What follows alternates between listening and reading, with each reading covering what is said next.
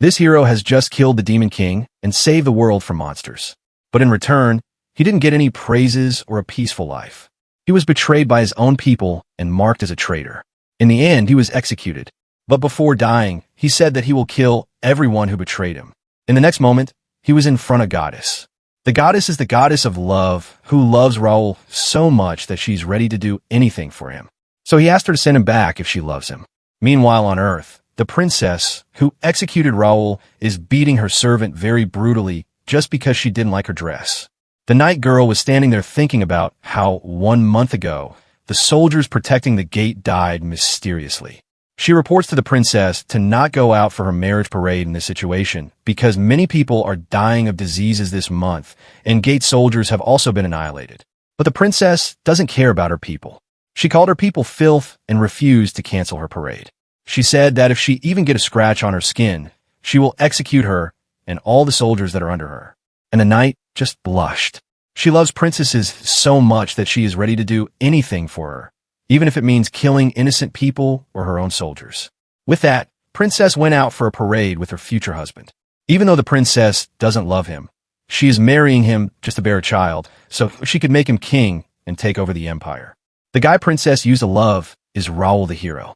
She loved his gaze so much that she wanted to grape him without wasting a moment. But Raul refuses her proposal because he doesn't like her. Just for that reason, she made Raul a traitor and executed him. Now we learn that the princess's name is Victoria, and the night girl name is Sandra. When Victoria reached the stage to get God's prayer, she had to wave hands to her people. She is doing this not because she loves them, she's just thinking of them as a meat shield and waving her hand. While the priest was praying for Victoria's happy married life, she heard a very familiar voice which scared her to the core. With that, Raul reveals himself with an evil laugh and says that he's returned to take his revenge. When Raul was with the goddess, she offered him to stay with her for eternity in heaven. But he refused and said that first he will purge all evil from Earth, then he'll be happy. In the end, the goddess had to unseal Raul's full powers and send him back to Earth. When first Raul appeared in front of the goddess, she sealed almost all of his powers and then sent him to Earth as a hero. But now Raul wants all his powers unsealed to get his revenge. With that, he returned to Earth. And the first thing he did after returning was to annihilate all the gatekeepers. Now after 1 month, Raul is standing in front of Victoria. Both Victoria and Sandra are refusing to believe that this is real hero Raul and calls him a fake. But Raul doesn't bother talking to them and immediately grabs Victoria from her hair. When Sandra was about to move forward to stop him, he popped the heads of many of her soldiers in an instant. Seeing the situation, all the people started running away in panic. But Raul stopped them. He asked them to not go before seeing the masterpiece that he'll prepare in front of them. Meanwhile, Victoria's soon-to-be husband was so scared that he peed his pants calling for his mom. When Raul saw him, he used his magic and forced the guy to hold Victoria. With that, Raul said that the blood wasn't looking good on her clothes and tore her clothes apart in front of everyone. Victoria still hasn't understood her situation completely. She asked Raul to not touch her if he doesn't want to go through the experience of dying once more. She asked Raul to kneel and apologize to her if he wanted to survive. I think she is really dumb. Suddenly, Sandra shouted from behind, asking Raul to fight them honorably. Hearing that, Raul decided to remind her how they captured him to execute him. When Raul was about to leave for Demon King's subjugation, he said goodbye to the people of the village he loved the most. After he successfully defeated the Demon King, the princess ordered her knights to kill all the village people and capture the hero. Hearing the story, Sandra refused to admit that she committed a crime. She just said that it was the princess's order, so it wasn't a crime. She said out loud that the princess was the one who ordered her to execute all of the village's people. Even though she wanted to say it in a low voice, Raul amplified her voice with magic, because of which everyone who was present there heard about their princess's true nature. Victoria got really angry because her personal knights revealed all her wrongdoings. Suddenly, Sandra moved and punched the princess on her face. Raul didn't stop there. With his magic, he forced Sandra to hit Victoria again and again and ruined her beautiful face. With that, Raul has finally decided to move on to the final stage. He is now going to punish Victoria for killing his sister. Just before the Raul left for Demon King's subjugation, he met her pregnant sister and said goodbye to her. When he returned, he was immediately captured by the princess to get executed. Before killing him, The princess shows him something to make his death more painful. She showed him his sister, pierced by many swords and dead on the ground of the church. Now, for the finale, what Raul did is to destroy Victoria's internal organs, so she will never be able to bear a child in the future. While doing that, Raul suppressed his anger as much as he could to not kill her this fast. Victoria still hasn't lost her pride and asked Raul to apologize. She said that he was just her tool, who completed his work and should have died. Raul didn't say anything and was about to leave, saying that today's performance is over. He said that he will return again when her beautiful face returns to normal. After that, Raul came to the church where his sister died to say hello to her. He said that he has already killed the priest who sold her. The priest's name was Gusaf. Raul said that he exposed his true nature in front of everyone and then killed him brutally. With that, the first act is completed and now it's time for the second act. Meanwhile, the princess was brutally beating Sandra for not protecting her properly. She said that if she was under control, she should have cut her legs to protect her. Before leaving the cell, Victoria asked the guard to keep on beating Sandra with no rest. In the forest, a guy was hurrying somewhere to deliver a secret message from the princess. This message is for the guy who is strong enough to cross swords with the hero. But right there, he was ambushed by some goblins and was about to die. He was so close to getting killed when a guy appeared and saved her. This man is the strongest swordsman in the kingdom who is considered strong enough to fight against hero Raul. After some time, the swordsman was in his house with his family eating food. He said to his family that he will depart today for the kingdom to kill hero Raul. But before he left, he had one final and very special dish to eat. When the dish came in, two kids said that they also wanted to take a bite. But he refused, saying that they should hunt their own prey. He said that he has hunted this one today. Do you guys understand what this means? It means he killed the messenger and is now eating him.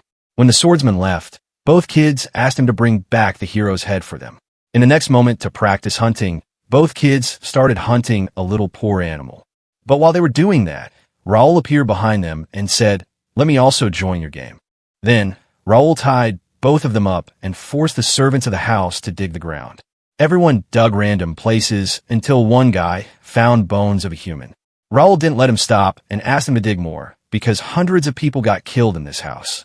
After some digging, they even found the bones and head of the poor messenger who just came to deliver a message but was cooked in the process. These kids who were tied up aren't scared. They get up with a smile and say that once their father returns, he will kill Raul. It turns out that they have already called the swordsman back and told him the situation, so he'll be here at any moment. The real reason why the kids were happy is that their mother is preparing to shoot a very deadly arrow at the hero. But before the arrow reached him, it deflected and pierced the mother. Mother started crying on the ground in pain, and in the end died brutally. Now the kids are crying and scared. Raul said that he will make kids fulfill their duty before the father returns. Meanwhile, in the forest, the swordsman hasn't received any message and is just resting a little. Suddenly, the messenger who he just killed yesterday appeared in front of him and said that the hero Raul is waiting for him at his house. On the other hand, Raul has already killed all the servants and is just waiting for the swordsman to return. Right then, the swordsman finally arrived there. Raul has already prepared a masterpiece for him. Just look at this. He reveals that he wasn't the one who did this, but swordsman kids did this to their mother. Raul forced them to prepare this masterpiece. Immediately, the swordsman started attacking Raul, asking him about the location of his sons. Raul answered that his sons are safe, and asked him if this scene reminds him of Raul's home village. When Raul was just a child, he used to live with his mother and sister happily. One day, when Raul and his sister, who was out of the village for some time, returned to the village, they saw that it's completely destroyed. There, the swordsman arrived and apologized for being late. At this moment, Raul showed the signs of being a hero and was taken in by the castle to fight against demons. Hearing the story, Swordsman revealed something more. He revealed that he was the one who attacked the village and also cooked his mother and ate her. But Raul didn't care because he already knew the whole story. With that, Swordsman run to attack him, thinking that he's a match for almighty Raul. After a round of some hardcore beating, the swordsman was becoming mentally unstable. He couldn't accept the fact that he, the strongest in the kingdom, is getting humiliated by Raul. After playing around a little, Raul destroyed both of the swordsman's hands and said, "We should head for the feast." After that, when the swordsman woke up, he was tied up to the chair. In front of him were his two sons completely drowned in drugs. Now guess what Raul is going to do here? He's about to cook. So, He went to the swordsman's youngest son and cut him piece by piece. Then, he cooks the son in front of his father and then forces him to eat. When he was about to do the same with elder son, the swordsman started crying, asking to at least let his son live. But Raul reminds him that his mother asked him to spare the life of a little kid in the same way. But he didn't stop. In the end, Raul kills him and completes the second act of his revenge. This is the kingdom's National Pharmaceutical Research Facility. But the researchers here are not sane people. This researcher Rene performs weird experiments on humans, mostly kids, to check how much a body can endure before dying or many other weird things. This guy Lucas is the military advisor. She gives Lucas some money to clear the bodies and other mess. One day, Research Institute supervisor Costa sent to Rene and asked her that they need immortal soldiers for the kingdom. She said she can't make immortal soldiers, but she can amplify soldiers' strength to thousands of times and make them explode after a certain amount of time to kill demons. For the test subjects, Costa's son Lumen went to hospital to get injured soldiers. He promised them that he has a drug that will heal them in no time. But when an innocent soldier went with him, Rene used them as test subjects to test her findings. After killing hundreds of innocent soldiers, they were successful in their Berserker experiment. In the present, Raul is here to start his third act of revenge. Inside the building, all of them were panicking and were scared because they knew they had done something to anger Raul. Lucas, the military advisor, asked them what they have to him in the past, but they refused to answer. Suddenly, Raul threw a skeleton at the window with a message. He said that whoever leaves this building before midnight will survive. Hearing the message, Lucas said that after the strongest swordsman, he's the only one who can fight Raul.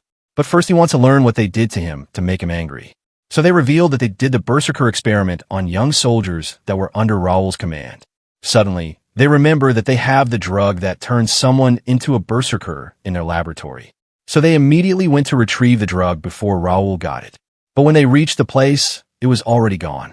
Seeing the situation, they tried to escape by jumping out from the window, but the building was blocked with the magic, so they were stuck with Raul. Just look at this panel of vengeful ogre accompanied by the dead. He is walking in the building with a skeleton, throwing paper with the game rules everywhere. The game is whoever will leave this building will survive. When the game begins, he orders the skeleton to capture all the researchers alive. After gathering them, Raul forced them to drink the Berserker drug. After some time, all the researchers turned into monsters, and they were asking for water. After 15 minutes, all the Berserkers self-destructed and died on the spot, while Raul was laughing standing in the middle. With that, he sent a new message to the main culprits telling them whoever gets caught first will die first. Hearing the message, Rene said that they should move to the room where hero Raul will not be able to find them. But before moving there, she asked them if they should have a cup of tea first. When they sat down to drink, Lucas asked Rene to exchange with her because there's a chance she has mixed a drug into this tea to turn them into monsters and make them fight against Raul while saving herself. But she revealed that she hadn't mixed any drug in both of their cups, meaning the drug is only in the tea of Costa and his son. She did this because she has realized that the one standing in front of her is not Lucas, but Raul. She found out about this because earlier, Lucas said that Raul follows a simple ruler, an eye for an eye, a tooth for a tooth. But how does Lucas know about that rule of his? This made her sure that this isn't Lucas, but Raul. In the end, Raul finally revealed himself, asking her, was the hint too obvious? Rene didn't get scared. She is waiting for Costa and her son to be turned into a monster and fight against Raul. But even after 1 minute, nothing happened. It turns out that Costa and his son are already dead, which means Rene has lost the game. After that, Raul dragged Rene to the first floor and forced her to swim through all the dead berserkers on the ground. After swimming through a disgusting pool of monsters, she finally reaches the laboratory where the final experiment will happen. Seeing Rene so scared, Raul asked her why she was scared. She is the one who killed thousands of people in the name of experiment before, and now she is getting scared after seeing some dead monsters. But Rene got up and said that she never killed anyone or performed any disgusting experiments. Hearing that answer, Raul put his hand on her hand and made her go through all the pain that she caused to other in an instant. This broke her completely, and she immediately agreed that she did perform experiments. Rene immediately started pleading for mercy. She said that she was just following orders. She said that his young soldiers died because the neighboring village didn't give them water. If they drank the water, they would have turned back into normal humans. But Raul already knows all this. So Rene said that he should be taking revenge on the villagers, not on her. Raul said that he will take revenge on them, but now it's her turn. Starting now, Raul will start his human experiment on the test subject Rene. He tied her up to the chair and chose a random drug. Then, he forced her to drink that complete bottle without wasting a drop. Immediately, her throat started burning and she started crying in pain. After some time, her skin starts turning dark because of the high temperature inside of her body. Raul strengthened her organs so she wouldn't die early on, but she will feel pain. In the end, Raul decided to let her drink the antidote. But she had to make the antidote herself in this messed up condition. As Rene is a very experienced researcher, she was able to make an antidote even in this condition. When she thought that she won and now she'll be free, Raul destroyed her happiness, saying that it's time for round 2. With that, Raul proceeds on forcing her to drink more than 42 drugs, each causing more pain than the previous one. In the end, she was able to survive for more than 17 hours of hell. Now it's time for the villagers who committed sin. Meanwhile, these two cute and little girls went to a random village and told the villagers that they got lost in the forest and wanted a place to stay for the night. Surprisingly, the villagers were really good. They welcomed both kids and also gave them high-quality food. But the dark reality of these villagers was shown when both girls went to sleep. Villagers strangled both of them to death and stole all of their stuff. Next day, the same girl who they killed last night appeared in front of the village gate and asked the villagers about her little sister. Seeing her, the villagers got really scared and couldn't believe their eyes. It turns out that it was Raul, and he is here for the 4th act of revenge. At first, villagers weren't able to tell who this person was. So, Raul asked them if they hadn't heard the news of a hero going around the world exterminating real demons. Hearing that, the village chief asked him what they had done to make him angry. So Raul uses his magic to remind them what they did. One day when Raul arrived at a random village, it was completely destroyed by demons. When a demon was about to kill the kids that were left, Raul arrived there and saved them. Raul gave them his dagger and asked them to become soldiers if they want to protect their loved ones. After some years, those kids with more kids from other villages got together to be under Raul and fight against demons. These young soldiers' mission was just to transport goods to Raul to repay him for saving them from slums. But in the midway, they were stopped by Costa's son, who asked the kids to drink a drug because there's demons inside the forest from where they have to pass through. He said that this drug will help them fight against demons. But right after drinking the drug, all the kids turned into monsters. As they will turn back to humans after drinking water, in 15 minutes of becoming a monster, they started asking for water. They went to a nearby village after passing through the forest and asked for water. Even though they were strong enough to break the village's walls and get the water forcefully, innocent kids were so righteous that they didn't use force. Even in monster form, they controlled themselves and asked for water with respect. Innocent kids forced themselves to explain their situation. They told the villagers that they will turn back to humans if they just have a sip of water. But the villagers were worse than demons. They refused to hand over water without getting something in return.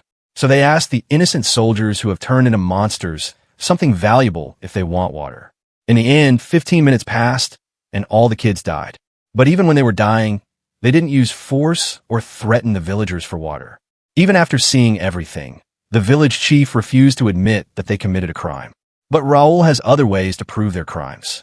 In the crowd, there was a child holding a dagger. This is the same dagger that Raul gave to a young kid after saving him. In the end, all the crimes that they have committed have been proved, and now it's time for their punishment. Hearing that, all the villagers started shouting that they were just following the chief's order and blah blah. But Raul doesn't care. Crime is a crime, even if they were forced to do it or simply following orders. With that, Raul uses his dark magic and takes all the villagers on a long walk. Villagers' legs are moving on their own with no control. After walking for whole days, villagers were very thirsty and were begging for water. Suddenly, they saw a village and thought that they would finally get to drink water. But in the next moment, they were back at the starting point. While the villagers were thirsty begging for water, Raul took out a water bottle and drank in front of them. Seeing him drinking water, villagers begged him to at least give them one sip of water. This is the same line those innocent soldiers said when they were begging for water. With that, their journey started again. After some walking, a lady asked Raul to at least let their children go. She asked him if he was heartless. Hearing that, Raul reminded them that the young soldiers who came to them were also children. He reminded them that they saw them dying. Now, they'll see their own children suffer in the same way. So, Raul uses his dark magic and turns the kids into the Berserker monsters who beg for water. With that, the kids died and their journey began again. Meanwhile, in the Raul village, the kids are actually safe. All of this is just an illusion created by Raul to punish villagers. After some walking, Raul changed the scenery into a burning desert. Because of extreme dehydration and heat, villagers' skin started to fall apart slowly. Seeing the situation, Raul finally decided to end the punishment and threw them in front of a random village. Now they can ask for water and survive. This village name is Malka Village, and the villagers who are getting punished by Raul, their village name was Nor Village. Seeing the people from Nor Village, Malka Village people immediately closed the doors, thinking that they might be enemies. When Malka people saw fellow humans asking for water, they decided to give them water and help them. But suddenly, Raul turned into one of the villagers and started shouting. He loudly warned Malka Village people that if they don't give them water, they'll destroy their village and rob their everything. Hearing that, Malka Village people got angry and asked them why they were threatening them. So Nor Village Chief said that this guy is trying to kill them and asked for help. Seeing the condition of no village people, Malka Village people believed them and decided to help them. But then, Raul used his message and took the ribbon from a lady. He threw this ribbon toward a man from Malka Village. When he saw the ribbon, he started crying because this ribbon is of his daughter who's been missing for 2 days. With this, Malka Village people were sure that these Nor Village people kidnapped their daughters and killed them. So, they started throwing rocks at them. In the end, all the village people died without getting a sip of water until the end. In the pile of dead bodies, the village chief was still alive, asking for water. Raul was standing in front of him with a water bottle and said, "How much will you be able to pay for this water?" Hearing those words, the village chief also died. Now the kids that were left in the village, it's their turn now. Raul didn't kill them. He used his magic and sent them to a nearby village. Using magic, Raul forced them to say that they wanted to become soldiers. With that, the 4th act of revenge is completed. Now it's time for the 5th act. The lead actresses for the 5th act are Sandra, the Kingdom Knight, and the Princess. Sandra is in very bad condition, getting beaten by guards non-stop. But Raul doesn't care. He will proceed with the revenge without stopping. Meanwhile, Victoria is getting mad because her soldiers still haven't found Raul. After she learned about the death of some high-ranking people of the country, she remembered that Raul has told her he'll come back when her face completely heals. In the meantime, Raul is standing in front of Sandra, whose condition is really bad. So to talk to her properly, Raul turned into Victoria and said that if she wants to reflect on hurting her princess, she has to do one thing. Sandra immediately agreed on doing whatever Princess wanted her. With that, Raul gave her sword and her armor back, and also gave her instructions on what she has to do. It turns out that Raul has ordered Sandra to kill soldiers in the castle. So, Sandra is now cutting the heads of any soldier she is ordered to in the name of Princess.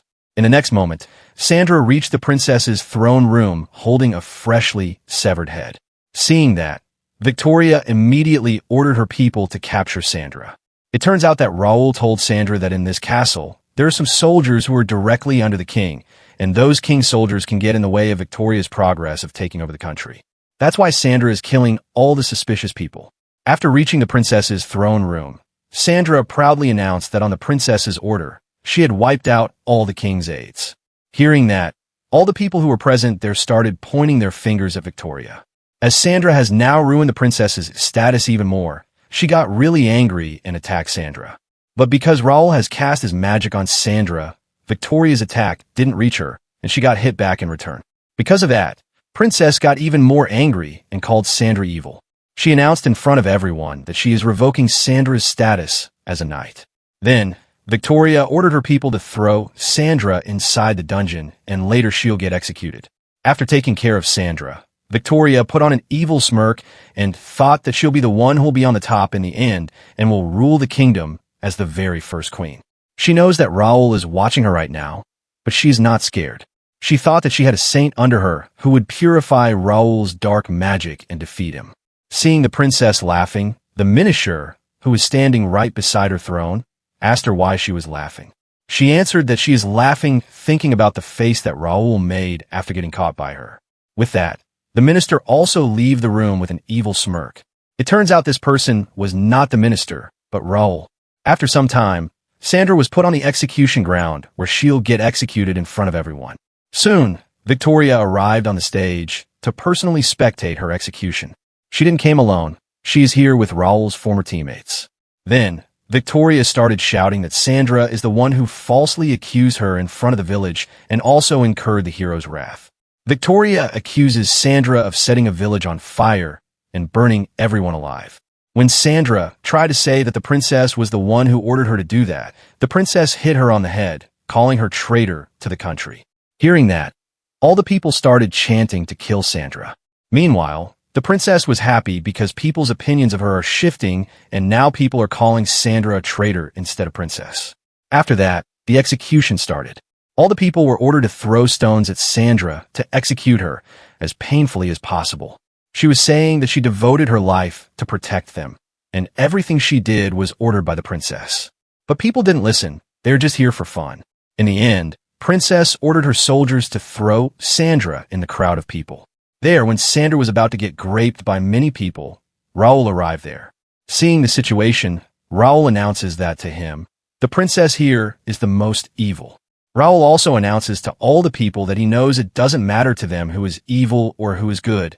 They just want to enjoy purging someone. Raul said to all the people that he still remembers that they were also gathered like this to purge him after he killed the demon kind and save them. But at that point, Raul didn't know that demons are not the real evil, but the people who are here are.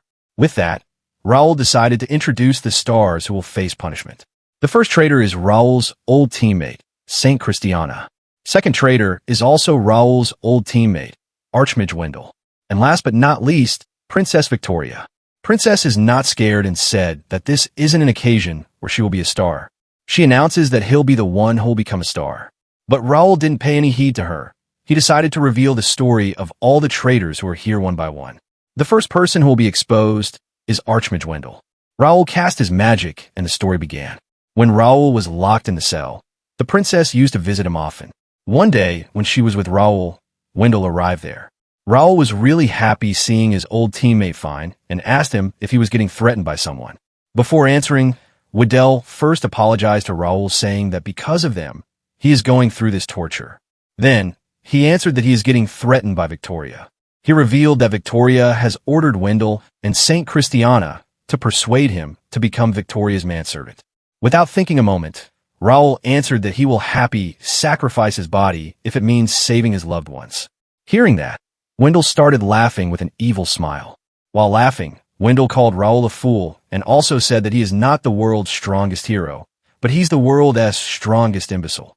In the end, Wendell revealed to Raul that he doesn't have any comrades. His loved ones are either dead or betrayed him. Learning that even his trusted teammates have betrayed him, he started crying. But when the story was about to reach the climax, the story shifted to the present because Wendell doesn't want people to listen to more of his evil deeds. Even after listening to just half of the story, people started doubting if Wendell is really a hero who saved the world of another evil guy in the form of a hero. But before people started talking more about him, Wendell used his beautiful face and asked the people if they thought everything Raul showed them was true. People answered that they'll never believe such things.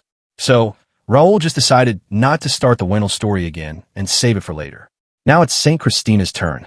When Raul was about to start the story, the saint said that she never betrayed hero Raul. But Raul shut her up and revealed that she is the reason for all the worst things that happened to him. The saint's story began just before the hero and his team was about to leave for Demon King subjugation.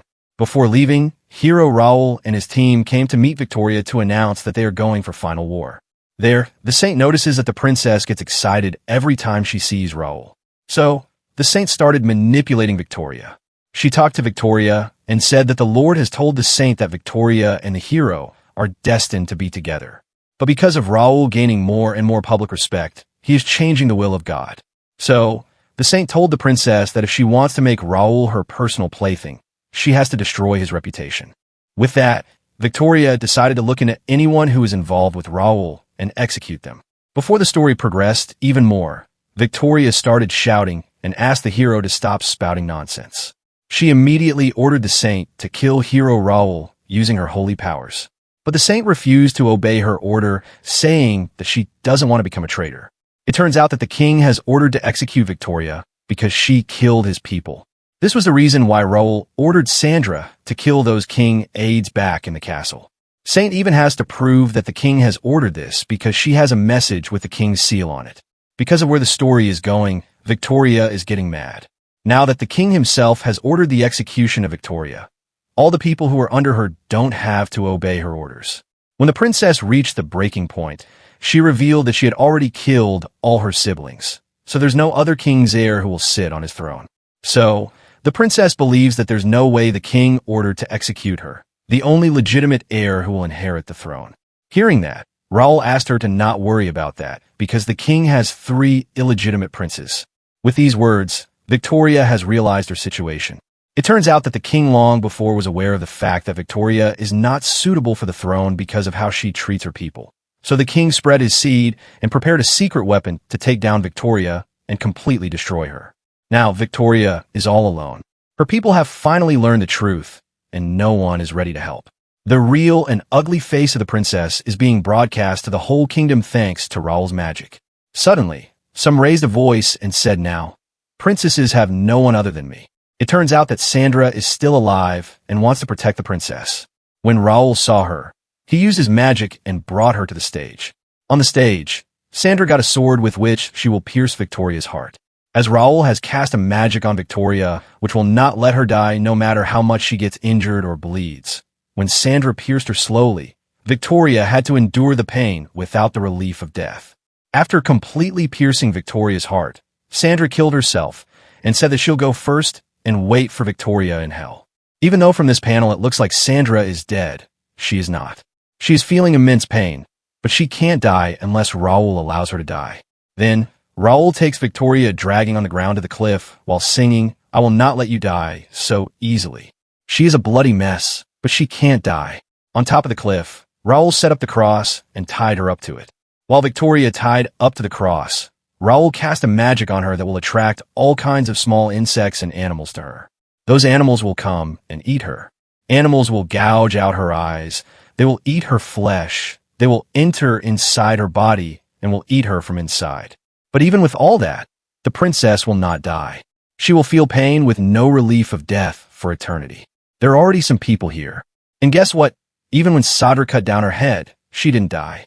She is also alive. That strongest swordsman from before is also alive. That researcher girl is also alive. These 3 people are alive, getting eaten by insects, and are feeling pain with no relief of death. With this, the 5th act of the revenge is complete. Now, the 6th act of revenge is about to begin.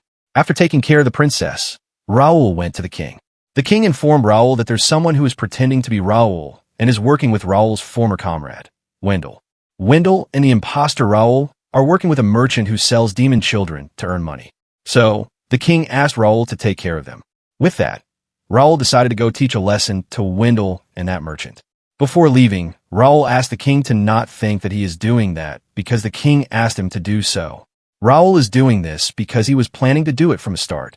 Meanwhile, at a detention camp, imposter Raul is looking after many demon kids who are locked in a cell. This guy is a merchant whose name is Kramen and is also a pervert.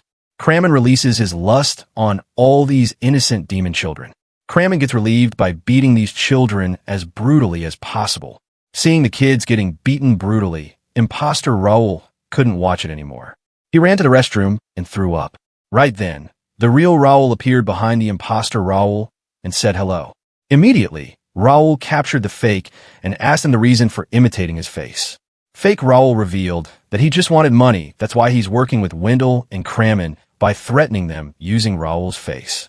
But Raul didn't believe it. Raul knows that the fake is here not for money, but for revenge. So, Raul uses his magic and immediately reveals the real person who is imitating him. The real one is a girl named Ada. Raul knows that Ada helped some demon children run away from this while Kramen was smuggling. By doing that, Ada has revealed the location of Wendell, which means that she was hoping for Raul to come here and prepare revenge that Ada wanted. So, Ada decided to reveal her real story and on whom she wanted revenge. After the Demon Kings subjugated, a guy named Charles, who worked as Kramen's accountant, found something abnormal in Kramen's funds. So, he started investigating what is going on behind the scenes, and as Kramen is making such a large amount of money. One day, he saw Kramen in a room with a group of demon slaves. Charles was hiding behind the wall to see what was going on. Inside the room, Kramen removed his clothes and did bad things to demon kids. When Kramen left after completing his work, Charles entered the room. He saw all the demons who were fine and alive before had died brutally. While checking the kids, Charles finds one who was actually alive. He immediately took that demon girl to the healer and got her treated. The demon girl is alive, but she still hasn't woken up. After that, Charles took that demon girl home and showed her condition to his wife. Now, Charles has decided to report all this to the government and stop Kramen's illegal activities. Before leaving, he said goodbye to his wife and his little and cute daughter named Ada. While Charles was heading for the capital, he was attacked by some mercenaries who were here on the order of Kramen. It turns out that Kramen people saw Charles carrying a demon child who was supposed to be the Kramen slave. So, now Kramen has ordered his underlings to bring Charles to him by dragging him alive. To do that, they tied him up and then attached a rope to the horse. Then, they rode the horse to Kramen while Charles was getting dragged alive. As time went by, Charles was getting really injured and eventually his body started falling apart. Next day, Charles's family received a package. When they checked it, they saw Charles who was chopped into many pieces and packed in a small box. When their family saw that, they were devastated and broken. With that, the story ended and now Raul has decided to help her take revenge on Kramen. But in return, she has to help him take revenge on Wendell.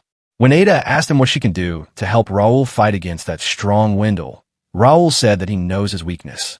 Raul revealed that Wendell is weak in the mind, and any mental attack can destroy him.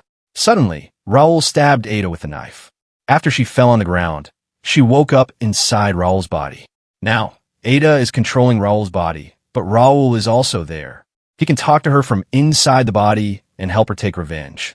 Raul gave Ada full permission to use his body, however, she wants to take her revenge. This means she can use Raul's power, which makes her stronger than anyone. With that, the sixth act of revenge is about to begin. In the basement, many demon slaves are being transported to smuggle. They're not just getting smuggled. If someone shows even a little weakness, guards will beat them brutally. While guards were beating the kids, Raul and Ada arrived there. Raul asked Ada to kill all the guards here and save the demon kids. So, she did just that and killed all the guards in front of the demons. Then, Raul asked Ada to explain the situation to everyone, but she can't think straight because of killing this many guards. So, Raul switched with her and told the kids that they are now free. But the kids are still scared because they saw Raul working with Kramen and Wendell, so they can't believe him. So, Raul asked the demons to follow him, and she'll help them get their revenge on Kramen and Wendell. After giving the proper speech, all the kids started chanting to kill Kramen and Wendell.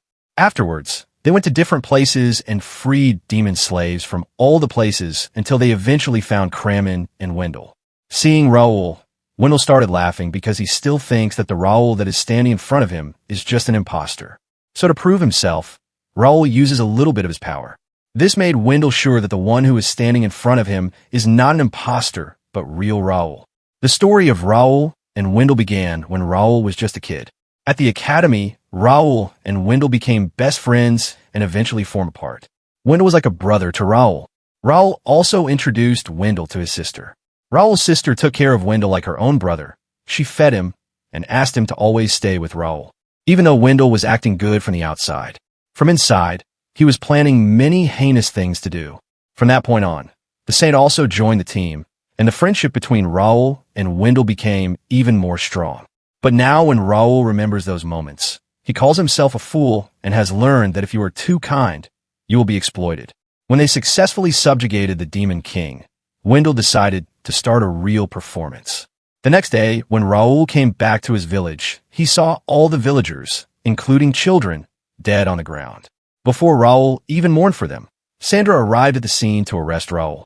She has also tied up Wendell, but that Wendell part is just an act to arrest Raul.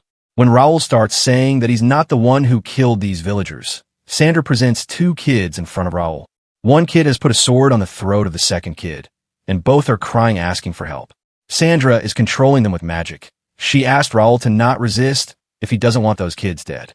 While Raul was struggling to stop all this, Wendell was trying to hold his laughter. Right then, Raul tried to break out from their restraints to explain himself. But when he tried to do that, Sandra forced the kid, using her magic, to kill another kid. Seeing the scene, Raul was about to kill all of them, but Sandra asked him to stay put if he didn't want Wendell to die. In the end, Raul was imprisoned where he was forced to fulfill Victoria's dirty desire and satisfy her every single day.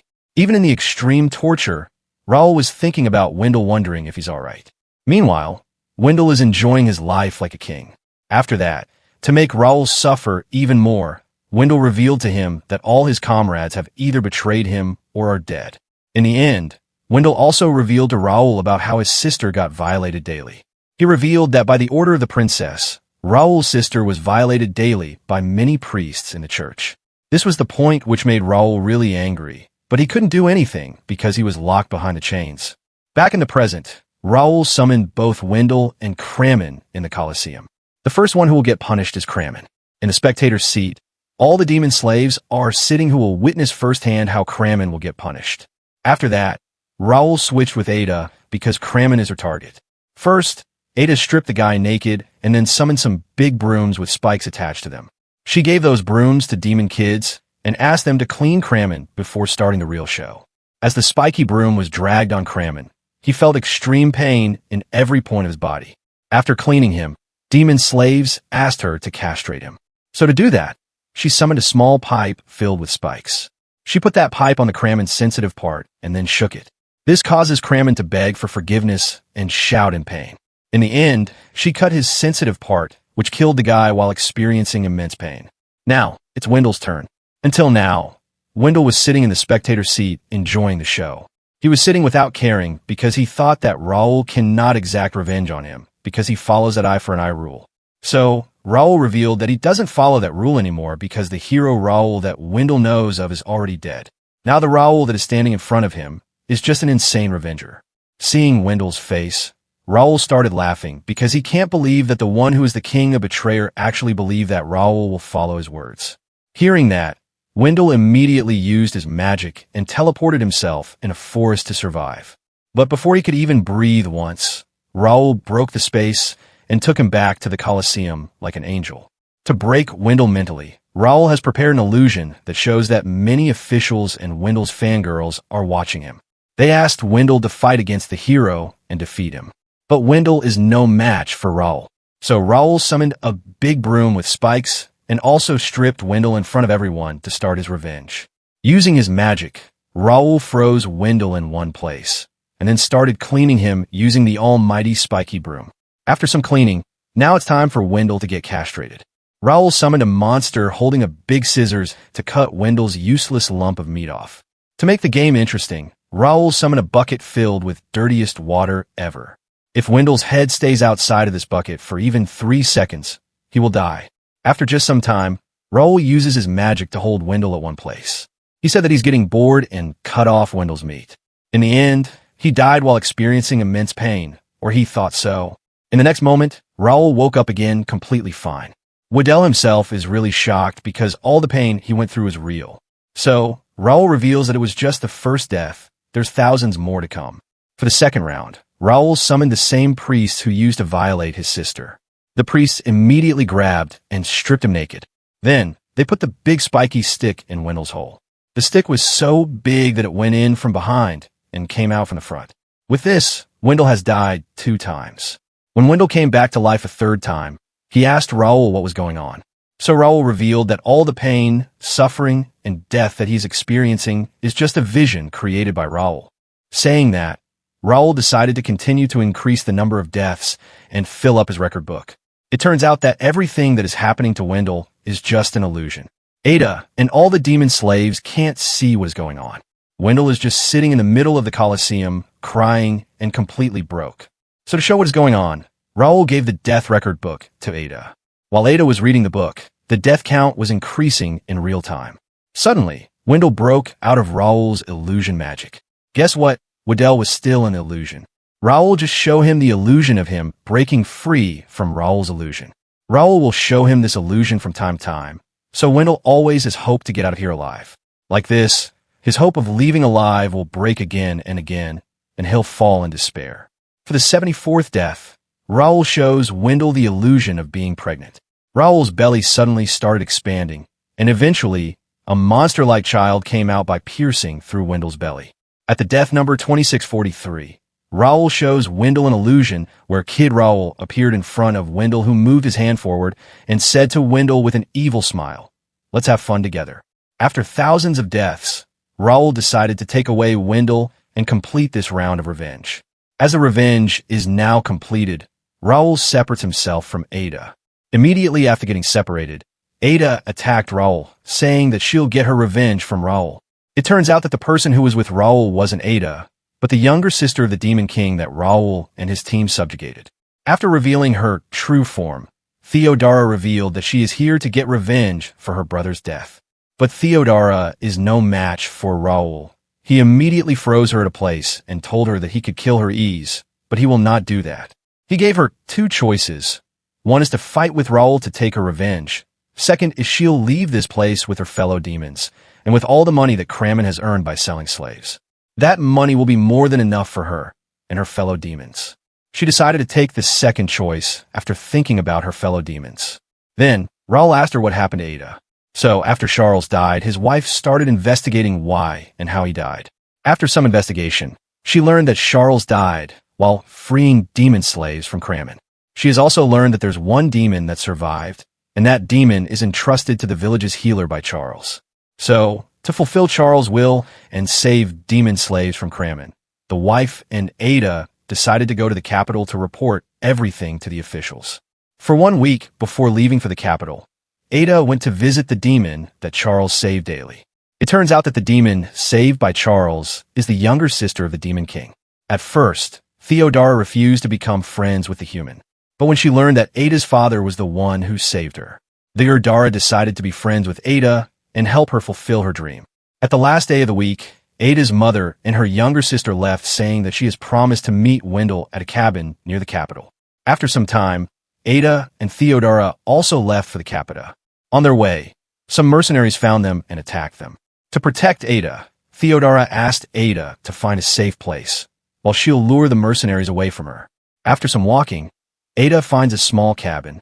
Outside of that cabin, Wendell was standing. When he saw Ada, he told her that her mother and younger sister had already arrived and were waiting inside the cabin. Before entering the cabin, she told Wendell that while she was coming here, some of Kramen's underlings found her. Wendell asked her to forget about that and rest inside the cabin. But when she opened the door, she was devastated to see the scene in front of her. When Ada and her family reported everything that Kramen did to demons to Wendell, he said that he'll take care of Kramen. That's why Ada and his family have trusted Wendell, thinking that he's a hero who will help them. But they didn't know that the one they are trusting is worse than demons. After some time, when Theodara came back to find Ada, she saw Wendell and Kramen together. Seeing them together, she immediately understands something bad has happened to Ada and her family. So when she entered the cabin to check on them, she found all of them dead on the ground. At that moment, Theodara got really angry and promised to herself that she'll take revenge. This was the reason why Theodara wanted revenge on Kramen and Wendell. With that, the sixth and the longest act of revenge until now is finished. Now it's time for the seventh act of revenge. The main star of this act is the Saint. After taking care of Diddy and Wendell, Raul went to the king and informed everything. Immediately after reporting, Raul went to meet Cristiana, who is currently locked up in the cell. Seeing Raul, Cristiana asked him why the king had imprisoned her. So, Raul told her that he already knows how she used her holy magic to manipulate everyone. She was the one who manipulated the swordsman to become a demon. She was also the one who manipulated Wendell by saying things like she knows which kind of face he wants to see from Raul. She said that anything he'll do is alright because it's what Lord desire. In the end, she also manipulated the princess to destroy Raul's life. But Cristiana said with a smile that she never did anything wrong. She said that she was just fulfilling Lord's wishes and offering salvation to everyone. When Raul was about to leave, she asked him what kind of revenge he's planning to take from her. So, Raul told her that he had planned an extensive date with her and asked her to just wait for it. The next, Cristiana was summoned to a court because many people, who heard from Raul that Cristiana was manipulating her, filed many cases against her. So today she has presented in front of judges who will announce the final result if she's a criminal or not. First witness who came forward was her own aunt. She said that Cristiana brainwashed her own parent, which causes them commit suicide in a burning house. And while seeing her parents dying, Cristiana just uttered one sentence happily, "You too must be glad, Father, mother. Witness 2 is a soldier. He said that his comrades were seduced by Cristiana, which led his comrade to fight and kill each other like maniacs. Third witness was a priest who came forward and revealed that in the middle of a desert there was a country. The people of the country were really innocent until Cristiana came there. With her whisper, she brainwashed all people, leading to the destruction of the whole country. Hearing that, Cristiana just said that she did to give salvation to the country people. In the end, her reason for destroying hundreds of thousands of life was just that she wanted to bring salvation to all the people. And she said that she can happily die if it means atoning for other people's sins. While she was saying all that, Raul was just sitting in the chair with a smile, witnessing everything. Right then, Cristiana's lawyer with a pig-like face came out and started talking. First, he asked all 3 witnesses to provide solid evidence which should prove that Cristiana committed a crime. As they don't have any solid evidence, they can't say anything. Next, he revealed that anyone who is inflicted with holy magic has magic scars left behind on their body. But after checking the bodies of that soldier's comrades, there were no magic scars on their bodies, which means Cristiana didn't use any magic on them to seduce them. When all the people had nothing to say, the lawyer was thinking that these people are stupid because he knows that magic scars can easily be removed from the bodies. And here he is protecting and siding with Cristiana because if he wins the case, he'll get to smash her. While he was dreaming about smashing her, Raul spoke up and said that he's here to give testimony as the 4th witness. Before he started talking, he first went to the examiner who checked the magic scare on the victim's body and whispered something in his ears. And to prove that Saintis is really guilty and killed many people for no reason, Raul immediately summoned a person on whom she has used her magic and manipulated. The person that appeared shocked everyone. Raul has summoned the Princess Victoria. She is still getting eaten by insects and is still alive, enduring eternal pain. No one thought that princess was still alive. Even in such a bloody and messed up condition, the princess is still getting punished every second. Even though the princess is still alive, her condition is really bad, so she'll not be able to utter a single word. So to check if Cristiana has really done something to the princess, the examiner came forward and checked the princess's body. After examining the body properly, he revealed that the princess really have magic scars on her. After saying that, the examiner revealed everything. He revealed that Cristiana's lawyer has manipulated all the evidence and also removed the magic scars from the victim's body. Because of the magic that Raul casted on the examiner, everything he is saying now is what Raul wants him to say. Lawyer immediately thought that Raul is the one controlling this examiner and called for another examiner to check if this examiner was being controlled by Raul or not. But when the second examiner came, she was already under Raul's control. So after checking the previous examiner, she said that he's not under Raul's control. With that, more and more examiners were called to check, but all were under Raul's control and said what he wanted them to say.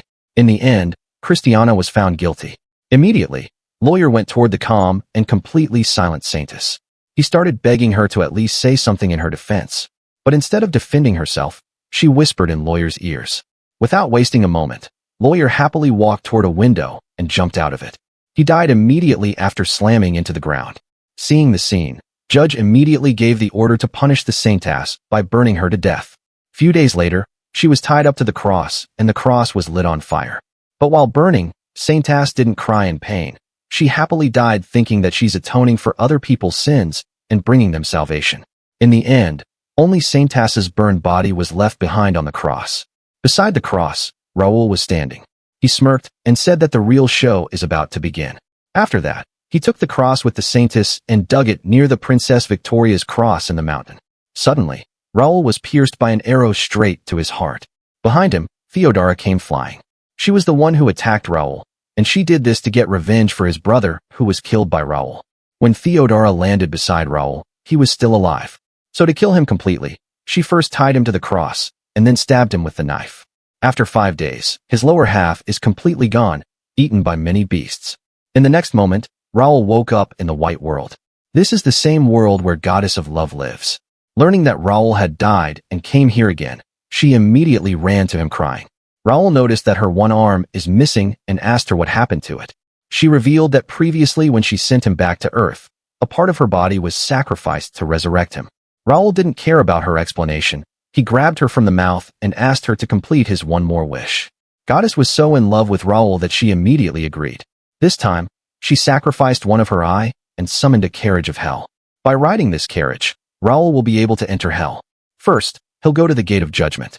At this place, sins and good deeds of every person will be judged, and the one with the greater deeds will go to the land of the gods, or you can call it heaven. Some can go through the reincarnation gate to reincarnate, and the people with grave sins will enter hell. Raul has asked for the ride to hell because his revenge will begin in hell. He immediately drove the carriage and found Saintis standing in the line of people who will be judged. Seeing him, Cristiana was shocked and asked him who could kill him. So Raul revealed that he died intentionally to fulfill the promise of a date that he made with her. Saying that, she gave her a seat in the carriage and went toward hell.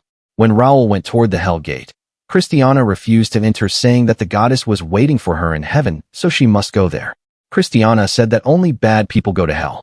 She still thinks that she has offered salvation to many people and saved them from hell, so she must go to heaven for her good deeds. So Raul made a bet with her. He said that if the people who she thinks she offered salvation to are not in hell, he'll let her do whatever she wants with him. But if they are in hell, then she will have to use her holy magic to save them. Because Cristiana also loves Raul and wants to stay with him forever, she immediately accepted the bet. With that, Raul and Cristiana finally entered hell. Inside, there were many people getting burned in the lava, getting reborn and dying again and again. Seeing the scene, Raul remembered that there were other young people in his party beside Wendell. At this point, Cristiana wasn't at Raul's party. Raul and other young party members hunted monsters together. They were really happy until Cristiana joined the party. Because of Cristiana seducing them in the name of salvation, young members started losing their will one by one. Every single one of the 20 mercenaries left the party. Right then, Raul and Cristiana arrived at their first spot. This is the place where people who indulge in lust fall to and get punished. Cristiana looked around in hope of not finding any familiar faces. But after just a second, her expression turned grave when she saw Raul's old party member, to whom she had offered salvation, was getting punished in front of her. But she immediately calmed down and refused to believe that these are the people to whom she has offered salvation. It turns out that she can't properly remember these people's faces and think that they're not related to her.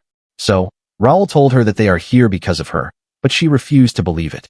So, Raul showed her when he offered these people salvation and seduced them with her words. Because of that, they lusted over her and she let them enjoy themselves with her.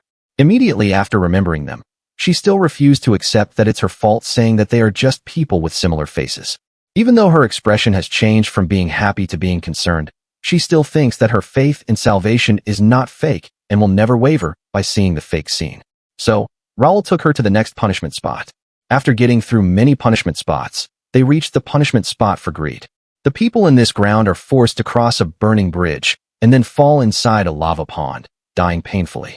This time, 2 people were slowly trying to cross the bridge. When Cristiana looked closely toward them, she was shocked. Her expressions completely changed and she slowly muttered that they are imposters. It turns out that the 2 people who are crossing the bridge now are her own parents. While crossing the bridge, if one stops midway, the monster sitting on the other side will hit them and throw them in the lava pond. After dying in the lava pond, they will just come back to life at the starting point and will have to go through the same pain again. The next time Cristiana's parents started crossing the bridge, she ran toward them to stop them. Behind her, Raul with an evil smirk reminded her that this is the result of her offering salvation to others, which means she has committed a grave sin and her destination is not heaven but hell. When Cristiana's parents saw her, they got angry at her, saying that she tricked them. They shook her for some time and then fell into the lava pond while cursing her. Even after seeing everything, she still refused to believe it and called them imposters. She said that she is blessed by the goddess, so her salvation and faith can't be fake and lead the people to whom she offered salvation to hell.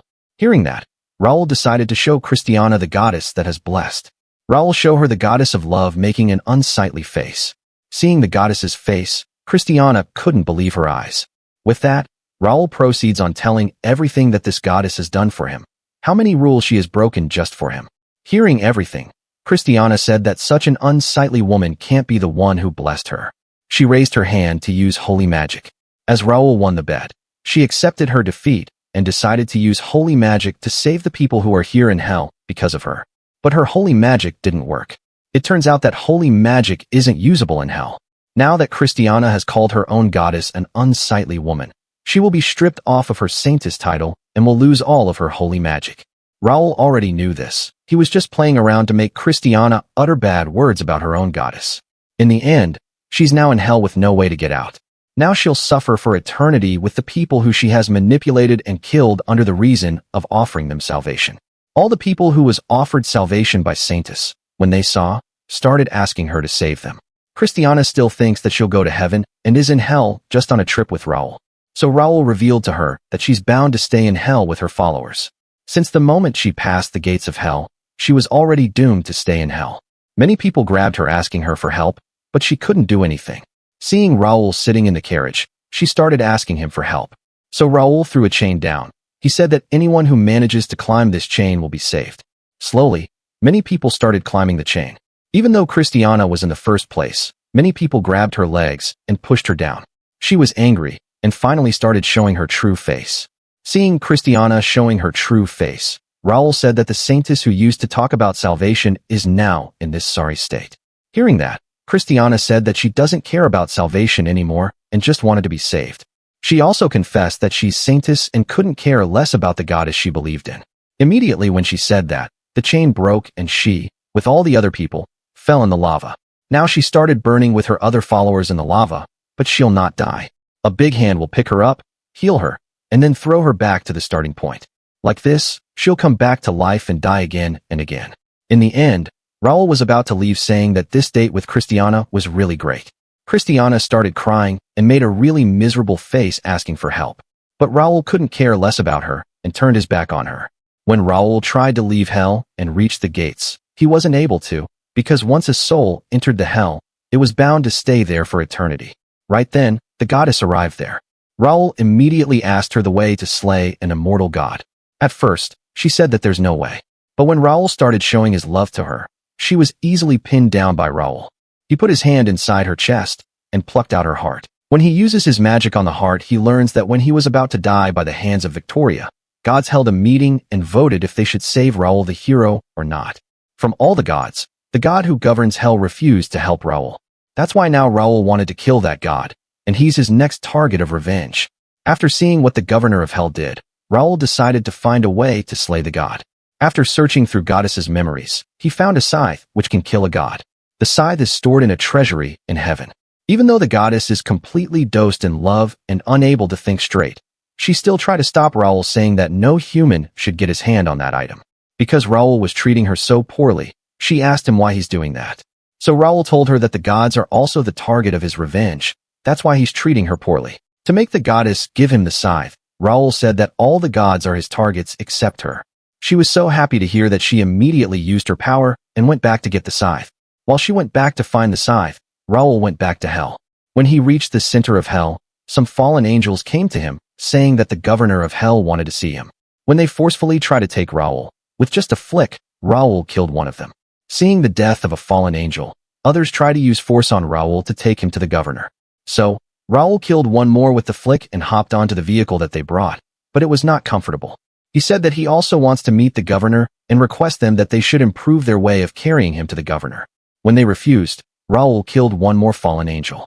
Seeing Raul easily killing them, they started talking to each other, wondering if they should obey Raul or not. Fallen angels are scared because they might get killed by the governor for not fulfilling their duty properly. But they are also scared of Raul, as he can easily kill them. In the end, they decided to take Raul to the governor more gently. After some time, Raul was standing in front of the god of hell. Immediately, the wolf standing beside the god of hell started announcing all the sins that Raul had committed.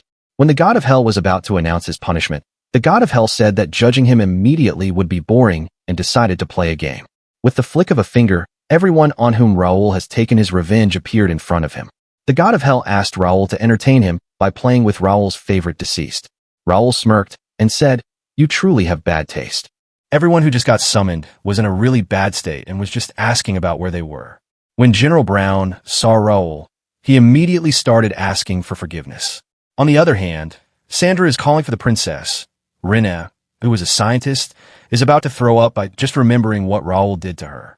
Lucas was just standing asking for help, saying that he can't endure this hell anymore. Raul didn't even remember this guy. Cristiana was crying and asked Raul if he's the one who summoned them here. So, Raul points toward the god of hell and tells her that he's the one who did it. Immediately, Cristiana started crying, asking the god of hell to save her. Hearing her, the god of hell said that he'll save her. When other people heard that, they immediately looked toward the god, wanting to get free from this place. God placed his hand on Cristiana's face, and she turned into a stone. Now, she, in her soul, has been completely erased. She doesn't have to suffer in hell anymore. Learning that Cristiana doesn't have to suffer anymore in hell, Luca also runs to the god of hell saying that he also wants to get free. The god of hell was about to free Lucas, but Raul stopped him saying that Lucas is his toy. He asked the god of hell to think again before taking any action against Raul's toy, because the consequences can be severe for the god.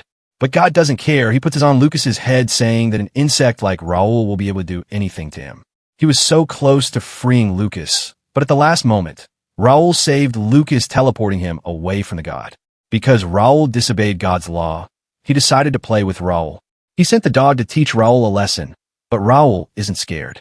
This isn't just a fight. If Raul takes long enough time, everyone on whom Raul has taken revenge will gradually turn into a stone and will disappear forever.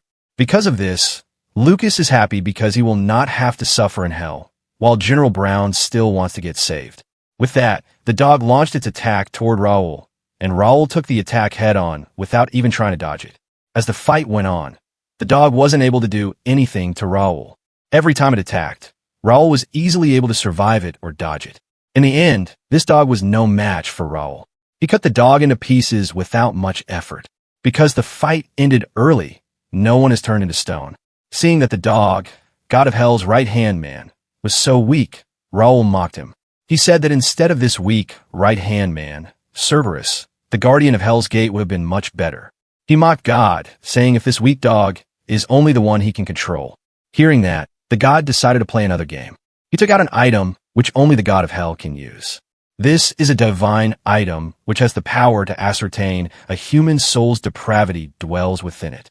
The crystal reflects the color of one's soul, and their place of execution is determined from that. And the judgment that Raul will receive will appear in his mind. The god of hell told that no one has ever survived the terror of this divine item. The next moment, Raul was standing in a different place. His mother was in front of him, but when he walked toward her asking her why she's in a place like this, he got attacked by a monster from behind. With just one attack, Raul got really injured and was about unable to move. In front of him, a monster grabbed his mother and split her into two pieces. When Raul tried to move, the monster ate him, but he didn't die. The next moment, he was standing at the same place, but this time, young soldiers were standing in front of him. Raul was trapped in a cage, unable to move, and in front of him, all the young soldiers died one by one. Like this, he went through many horrible experiences. After certain scenes, everything started again. Now again his mother is standing in front of him. All of this is happening in his mind. His real body is still in front of the god of hell, and it doesn't look in good condition. It is clear that Raul is going through horrible experiences in his mind. Seeing that, the god of hell laughs, saying that he's still a human at the end of the day and will feel emotions. Right then, Raul started laughing. He looked toward the god of hell while laughing, saying that he was just acting all this time. Raul stood up, stretching his body. He was in completely fine condition. Because the god of hell didn't realize Raul was acting, he started mocking him, saying that a god wasn't even able to tell he was just acting. This made God really angry, and this time, he personally got up from his seat to punish Raul. The final performance begins now. The god of hell is so large that he's holding a big platform with his hand like it's just a plate. The rules of final performance are simple. If Raul was able to save all of his toys, he'll win, but even if he lost one of them, he'll lose. Immediately when the game started, the god of hell threw a very strong punch at them. But before the punch landed, Raul teleported all of them to different places. I just noticed that Princess Victoria isn't in these people, which means she's still not dead and getting eaten by insects till this day. Anyway, now Raul has teleported everyone to a different place, and everyone has a shield around them which will protect them. But Raul didn't teleport Lucas away, because Lucas wants to die by the hands of God, so Raul has to pay attention to him. After a while, God was able to find Sandra. She was still trying to find Princess Victoria. So, God summoned a fake Princess Victoria in front of her. Immediately, Sandra knelt down, paying respect to the princess. Victoria calls Sandra toward her, and Sandra is about to go there. But before she could, Raul saw her. He summoned one more Princess Victoria behind her. Victoria that God summoned was really polite, but the princess that Raul created is filled with anger and arrogance. She shouted from behind, calling for Sandra. Now, Sandra is stuck between two Victorias. After a while, she chose angry Victoria and went toward her. It turns out that Sandra likes getting punished by Victoria, so she went toward angry Victoria. Victoria gave her a sword, and she killed Victoria, created by the god. Now that Sandra has been saved, the god of hell decided to find someone else. He moved around and found General Brown. He used his giant finger and attacked him. With just some attacks, Brown was about to die. Right then, Rene arrived in front of Raul holding a chemical. She said that she has brought that plan that Raul has prepared. She threw that drug toward General Brown and asked him to drink it. After he drank that, he turned into a skeleton. The god of hell didn't care. He thought that one undead would not be able to do anything to him. But for some reason, this undead was really strong and threw the god of hell on the ground with just one attack. Because of this, he got really angry and went berserk. He attacked left and right randomly to kill the undead, but was able to dodge all of his attacks. Seeing the scene, Raul decided to end the performance. The god of hell was really angry. He decided to destroy this hell and create a new one. But the god was really shocked seeing that he's unable to destroy the hell. It turns out that Raul has put a barrier around the hell, because of which God wasn't able to destroy it. He got even more angry and started attacking randomly. So, Raul himself jumped into a fight against the god. Meanwhile, the goddess of love has completed the mission that Raul gave her. She has successfully retrieved the weapon to kill gods. After 3 days of fighting, Raul is completely fine, but the god is in a really bad state. Now that Raul has won the game and even defeated the god of hell, he decides to negotiate with him. For winning the game, Raul will get the divine item that God used on him previously. For the negotiations, Raul wanted to use that crystal on Earth and send all the sinners on Earth to hell within 1 month. Because only God of hell can activate the powers of the crystal, Raul asked him to lend him his powers. To complete the deal, Raul summoned a table, pen, and a contract. He asked the god of hell to take the seat and they'll sign the contract. After the deal was done, Raul got the powers of God of hell for 1 month. But Raul didn't stop there. He read one line from the contract, which is that if one of the parties who signed the contract will die, the other party will get everything that is in the contract forever. Which means if God of hell died, Raul will have his powers forever. Then, Raul shows the god of hell the scene when the 12 gods hold the meeting to discuss if they should save Raul the hero or not. Even though most of the gods voted no, the god of hell didn't stop just after voting no. He said many bad things about Raul, like he's an insect who's not worthy of being saved by the gods and blah blah. In the end, the gods decided not to save Raul. Raul told the god of hell, sitting in front of him, that he's just the lowest one in his targets of revenge. He attacked the god of hell first, just because he wanted to make the preparations to deal with the next targets. Even though the god of hell was really scared, he has somewhat relieved that a human will not be able to kill him because he's a god. Right at that moment, the goddess of love arrived there holding a scythe. She gave that scythe to Raul, and with this scythe he'll be able to kill gods. Raul uses the weapon and cuts down a horn of the god of hell. He didn't immediately kill him and asked him to bring back Cristiana. After bringing her back, Raul summoned all of the fallen angels in front of the god of hell. He brought all of them to humiliate the god. He asked the god of hell to say this in front of everyone. I am a dog with its tail between its legs that is even more cowardly than an insect who lost to a human being. I was ridiculed as an insect. These are 2 lines that God of hell has to say in front of everyone, which is really humiliating. But he had no other choice, so he knelt down like a dog and said those lines. After he said that, Raul decided to hold a wager. He asked all the fallen angels to clap if they thought Raul would win. Seeing that Raul is holding a god-killer weapon, and the god of hell is in a really pathetic state, all the fallen angels clapped. Then he asked them to clap if they think God of hell will win, but no one clapped. Seeing that, the god of hell started crying with his one eye, asking Raul for mercy. But Raul didn't even think for a moment and cut down his head. After killing him, he pointed the weapon at the goddess of love, because now it's her turn to die. The goddess of love was shocked and asked Raul why he's doing this. So, Raul told her that the revenge against the god of hell was just an act to get this god-killer scyther. His real target was her from the start. Goddess of love started acting like she hadn't done anything wrong. So, Raul decided to show her what she did. While Raul was locked in the cell, the princess often visited him and talked to him. One day when she came to him, she started playing with Raul's body. She grabbed Raul and had fun. But Raul wasn't having fun, he was just feeling pain. When the princess was about to leave, she acted like she did nothing. It turns out that the one who did wrong with Raul wasn't Princess Victoria, but the goddess of love. She possessed Victoria's body and had fun with Raul. Seeing that, the goddess of love started saying that she did everything because she loved him. She also reminds him that she helped him many times, like getting reincarnated and obtaining scythe. She was the one who helped him. She said that they should work together and create their own paradise where they live alone. Hearing that, Raul decided to show her something else. He showed her that Raul wasn't the only one to whom she said this.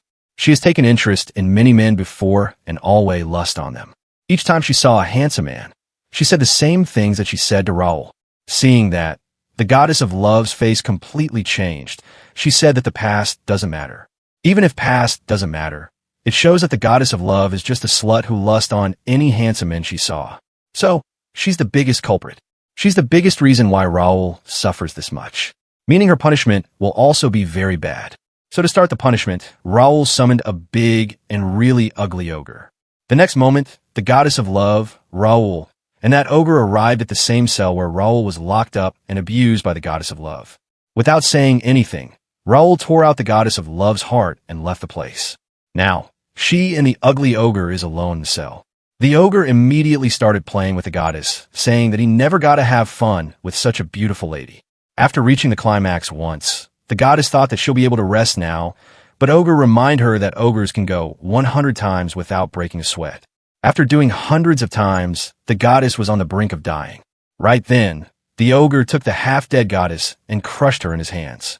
Ogre did this because he doesn't want his wife to know that he had fun with another woman. After that, Raul returned back to hell in front of tens of thousands of fallen angels. They started calling Raul their new god. Raul didn't stop in the hell for longer. He asked the fallen angels to build new and more dangerous executing grounds, and ordered the fallen angel to throw all his previous victims there. With that, Raul left the hell. At the royal capital, we see that everything is burning and getting destroyed. 2 months have passed since Raul concealed his whereabouts. In the royal capital, the masses divided into 2 groups, the king's faction and the Raul faith. The conflicts between them were exceedingly fierce. King's faction wants to follow the king, but Raul faction says that Raul is the only man they can trust. Fights are going on between these 2 factions. Many people have died, even kids aren't spared. At the same time, we see a girl, who is really injured, come to an old man asking to make an urgent report to the founder. But the old man refuses, saying that the founder is in the midst of prayer, so they can't disturb him at this moment. These 2 are from Raul's faction. This girl reports that District 7 has destroyed by the people of the king's faction. She said that if they didn't take measures immediately, there would be grave damage. Hearing that, the old man decided to turn to the founder for judgment.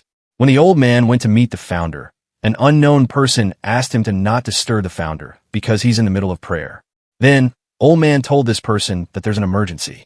The person decided to listen to him, but also told him that prayer will not stop. Surprisingly, this unknown person is the mother of Victoria's fiancé, and the so-called founder, who is praying, is none other than Victoria's fiancé, named Emile. He is crying and praying to not some god or saint. He's praying to Raul. He begged Raul to forgive their sins and save them. Meanwhile, Emile's mother is hearing the reports from the old man. He told her that Molotov cocktails are being thrown into District 7 and are causing casualties. The old man is scared that if this goes on, all of the people in District 7 might die. Hearing that, Emile's mother asked him if he forgot the original creed of the Raul faith. Raul's faction's belief is that if they strictly beg for Raul's forgiveness, they'll be saved. She said that their founder has never once ordered the use of military force. She asked the old man if that did not imply that District 7 started the war without the orders and are now getting punished. The old man understood that and agreed with her. But he told her that those people started the war with the future of Raul's faction in mind. Listening to him, Emile's mother thought that belligerent believers were a nuisance. However, she thinks that they should accept everyone that comes to them for help. She also knows that everyone is scared because of the events that are happening. Thinking that, she said to the old man she'll talk to the founder. When she entered and saw her son praying, she started crying, thinking that as long as Emile is alive, she's perfectly content. After Saintess Cristiana's execution, the people of the royal capital feared retribution from the former hero Raul. However, he has since never appeared again. Because of this, everyone started getting relieved, thinking that he's dead. But the relief, everything was fleeting. Now, a different calamity has struck the royal capital. The royal capital district fell victim to catastrophic torrential rain that hasn't ever been seen for centuries, and all the crops approaching the harvest season have been wiped out. The rivers overflowed, and around half of the town areas were devastated by avalanches. When the rain stopped, new infectious diseases broke out from the bacteria the polluted water left behind. In the blink of an eye, those infections spread all over. The infected would be inflamed all over their bodies, and they would be struck with violent itches. That condition would last up to 5 days long, and many died as a result. At one point, some people began whispering a rumor. Couldn't these endless calamities have been by a curse from Raul? And the people's terror towards Raul increased further. Ultimately, people began to beg for mercy. People looked for Emil and gave him the position of founder. From then, they began to freely flaunt Raul's name, taking actions while calling themselves believers of Raul. The people moved around, and whenever they saw someone suffering even a little, they said that these people didn't have enough faith in Raul. Then, they punished those people and forced them to beg for mercy from Raul and pray to him. The people who are in the king's faction get really angry whenever they hear news of Raul's faction punishing innocent people. From then on, the king's faction thought of killing everyone in Raul's faction. They think that Raul is dead, and when everyone who has faith in him will die, everything will turn back to normal. In the present, a guy came to email and told him that people of the king's faction are attacking their people. He said that Raul's believers are all defenseless, so they should supply them with some weapons as soon as possible. He also informs them they have already secured a distribution channel. Like this, everyone in Raul's faction got a weapon. Losing their lives from these calamities without any means to do anything, the people have long sought a target to direct their anger for such irrational circumstances. The people who deny Raul's existence and hope for the reconstruction of the country by the king's faction. The people who believe the calamities are due to a curse by Raul and beg for his mercy are offering their repentance and prayers, the Raul faith. The populace divided into these two parties, and battles unfolded in the royal capital's town areas with armed might from both sides, which is not turning the royal capital into a battlefield. At the same time, Hollerbach Kingdom, Demon Army Stronghold, Lamia Fortress. A guy named Cyril came to meet civil official Damien. Damien asked Cyril about the kingdom of Kurz. He reported the results of a 1-month investigation. He said that the violent civil war continues to rage in the town areas of the royal capital. Cyril concludes that the reason for why the port town of Trud has been largely left unattended. They said that the demons that were liberated by Princess are proceeding to recapture Trud. This is one-of-a-kind opportunity for them, according to Cyril.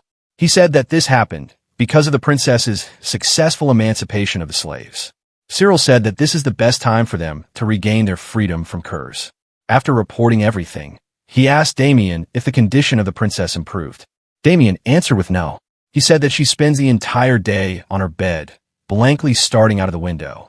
The only survivor who inherited the blood of the Demon King, being a direct descendant, Princess Theodara. She was born to a human mother and the former Demon King. The princess was raised in secret outside of the castle, and Cyril and Damien have always been watching over her bodyguards.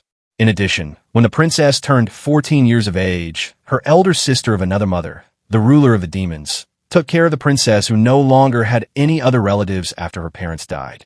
Theodora's existence was only known to a very small entourage within the Demon King's castle.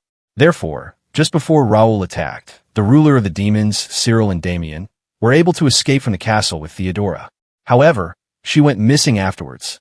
The other end of their secret was a vast forest, and they were not able to find her. And then, a few days ago, she returned to the castle on her own. However, she didn't say a single word. The princess was sitting in her room without saying a single word.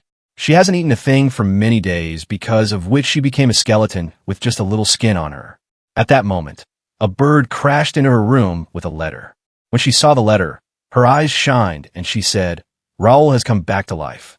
In the town, people are fighting with each other, killing each other. During their fight, some people suddenly appeared in the town.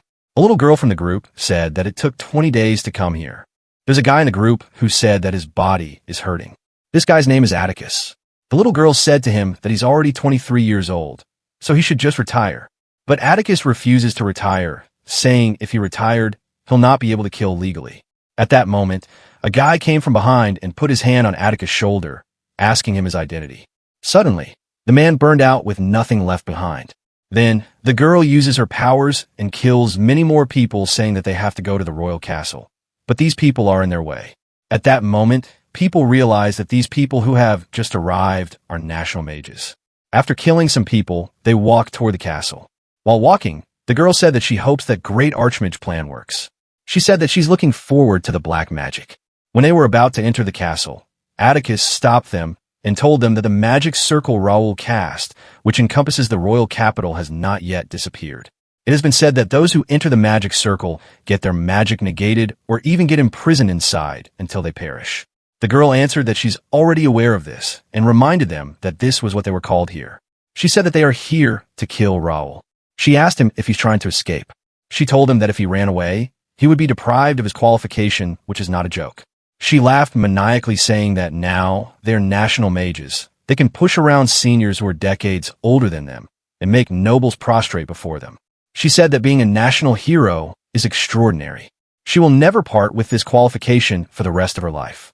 Hearing that, Atticus said that this is the reason she's so young. He told them that they were never involved with Raul both directly or indirectly, which means they are not the target of his revenge. But the king's situation is different. He will definitely get slain by Raul. While he was still talking, another man on the ground named Collab cut him into many pieces. He didn't stop there. He uses his magic and erased every trace of Atticus, leaving behind just a pool of blood. He said that Atticus was a traitor. That's why he killed him. With that, the girl and Collab entered the castle. In a bar, some people were cursing Raul's faction. They are angry because even though the king's faction has more people, Raul's faction is still winning. They conclude that they're winning because they have a leader, but the king's faction doesn't have a leader. They decided to choose a leader who will lead them. After some thinking, they thought about Bernard. Bernard is Raul's brother-in-law. At that moment, Bernard also entered the bar holding flowers. The mustache man asked him if he visited the graves again. Bernard answered with yes. Without wasting a moment, they told him that they want him to become the leader of the king's faction. Bernard talks about how Raul took everything from him, and in the end, Bernard said that he needed some time to consider it. In front of the people, Bernard was acting like a shy and innocent guy who never committed any sin. But when he went home, he showed his true colors. He said that he has to burn these clothes that he's wearing because those people who were sitting so close to him made them dirty. He cursed all those people and said that he'll never become a king of those filthy people. The next day, 2 national mages came to Bernard's house. They're here to give him a chance to take revenge on Raul. But to do that, he has to sacrifice himself. He asked them how many are willing to sacrifice themselves to kill Raul. Sabah answered that for now, no one is willing to cooperate. Sabah said that he can't believe that no one is willing to sacrifice themselves to kill Raul. Bernard thought that these people's skills are definitely higher than Wendell. He thought that he doesn't care if Raul dies or lives. It's more significant for him to enjoy this relaxing life by taking the position of a victim. However, he thinks that it wouldn't be so bad to become a hero who killed Raul. He thinks that it would allow him to enjoy his life even more relaxing and luxurious than now. He may be able to take advantage of these 2 now. He made a sad face and told them that he would like to witness Raul's death with his own eyes. Therefore, he can't sacrifice himself. So, he said that he has an alternative proposal. While crying, he said that he was forced to loathe Raul for involving his wife and children. If it would avenge them, he said that he would not hesitate to offer his life. He said that he's sure the other victims share the same sentiment as him. Hearing that, Sabah reminds him that he already told him other victims refused to offer their lives. Bernard answered that their response is only natural. Suddenly intruding on someone's house is one thing, and that a modest attitude is no good either. He told them that it's not an attitude that someone seeking help should have. A victim would only perceive that as they too try to take advantage of their emotional pain. Bernard said that he's a victim himself, so he should be able to negotiate with other victims properly and make them sacrifice their lives to kill Raul. Hearing all that, 2 mages decided to leave after telling him to prepare. They'll pick him up tomorrow to negotiate with other victims. Like this, Bernard can easily refuse to become the leader of the king's faction. And working with national mages will bring him more benefit than being a leader of a faction that is not even legal. In the town, while people were killing each other, Raul suddenly appeared in the crowd. At first, people didn't notice him because Raul was also shouting at them like an innocent boy. But after they look at him properly, they realize that Raul is back. Suddenly, the people of Raul's faction knelt down and started praying. Raul was shocked and asked them why they're acting like this. So they explained everything to him. When the king's faction saw Raul, they started shouting, calling him an imposter. Raul asked them to listen to what he had to say first, but both factions started fighting without looking at him. In the middle of a forest, a family was sitting. They ran away in the forest, far away from both Raul's faction and King faction. At that moment, people of Raul's faction appeared there. Without saying anything, they killed the whole family except the girl. They violated her and started torturing her. In the town, because no one was listening to Raul, he summoned all the fallen angels from hell. Then, Raul changed his clothes to that of a judge and said that from this moment onward, he'll judge everyone here. And those who deserve to go to hell will be sent there immediately. People of Raul's faction thought that Raul is only going to judge the people of King's faction, which made them really happy. But Raul destroys their happiness, saying that he'll judge every single soul here. No one is an exception. So this time, the lead actors are all of these people. Then, he ordered all the angels to bring everyone to him and arrange them in line. When Raul checked the soul of the first guy, he saw that this guy was the one who threw a rock at him when he was getting executed. This guy was the only one who was enjoying the show the most. After checking his whole life, the orb that Raul was using turned completely black. This means this guy deserves to go to hell. Immediately, Raul announces the result, and the fallen angel threw this guy in hell. In the forest where the girl was getting tortured by the people of Raul's faction, an angel arrived there and took the guy away to Raul. Next, another fallen angel came there. It first healed the girl, and then took her away to Raul. After a while, the people who deserved to go to hell were all sent to hell. Not a single one of them died painlessly. They felt immense pain before dying and going to hell. In the end, only these people are left. They were the one whose souls aren't depraved enough to go to hell.